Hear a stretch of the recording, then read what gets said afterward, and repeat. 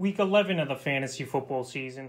And then here's a few tight ends I would drop this week. The first guy, Dawson Knox of the Buffalo Bills. So Dawson Knox, he returned in that ball game versus the New York Jets after breaking his hand in Week 6 versus the Tennessee Titans. And right here, he didn't do much of anything in this game versus the Jets was Knox. He only had one catch on the day for 17 yards. And right now, you know, they got a good matchup in Week 11 versus the Indianapolis Colts. But right here, this Buffalo Bill team, they ran the football a little more in this game. We saw more Gabriel Davis. We saw Stephon Diggs finally have a huge game this week. And Cole Beasley, he wasn't even that much involved in this one. So Dawson Knox right now, he was great early in the season, no doubt about it. But those 3 weeks off here definitely hurt him, in my opinion. And I think he might have rushed back as well from the broken hand. He's not going to play all the snaps right now, possibly.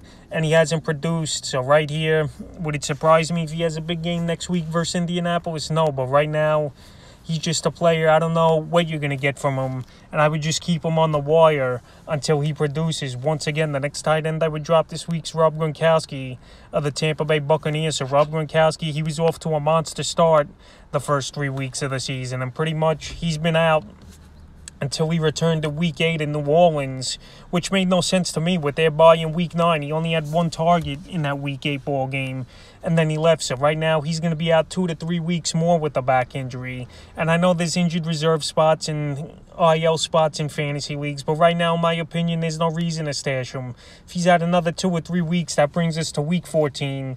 And most teams, they don't want to carry 2 tight ends on their fantasy roster. So right here, he's a big-time playmaker. He could go out there and put up a lot of points, but the problem with him throughout his career has been injuries or nagging injuries where he's not 100% at capacity and playing. And right now, that's the case once again for Gronkowski. So right here, he's still owned in 85% of fantasy leagues, but that's way too much, in my opinion. In 10 and 12 team leagues, he's droppable this week. And the third and final tight end I would drop this week, Jared Cook of the Los Angeles Chargers. So Cook, another inconsistent tight end this season. It seems like every other game he has a pretty good game, but his best game of the season was Week 4 versus the Raiders, 6 catches, 70 yards, and a touchdown. And then after that, Week 5, 1 catch, 29 yards. Week 6 at Baltimore, 4 catches, 25 yards, and a touchdown.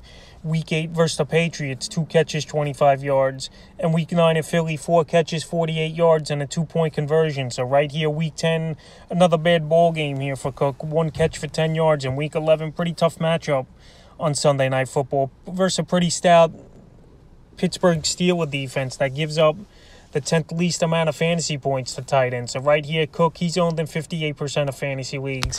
But he's another player that's too inconsistent, in my opinion.